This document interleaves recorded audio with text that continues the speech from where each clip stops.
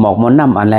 เฮายิงสู้หลู่ด้านตีพระเป็นเจ้าอันนั้นก็ดีเกี่ยงพระตีเฮือนเฮาเนี่ยฮะมางเฮิรนไหลหันไว้1 เต่ามางเฮิรนก็3 เต่า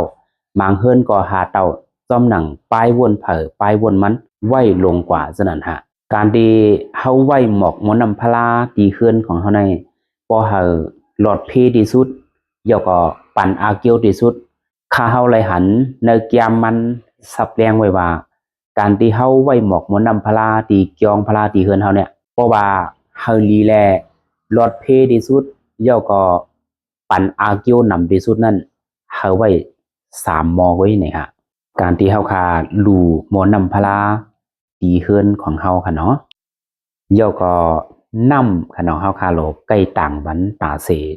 ค่ะอย่าไปเฮาปันนำแฮงนั่นกันน่ะเนาะนำที่เฮาคาหลู่ด้านที่ยองพลาที่เฮือนของเฮานั่นค่ะในโลกีเก่าหมอนและซับแรงมามีจังไหนฮะการที่เฮาคาไว้มนต์นำพลาที่เฮือนเนาะ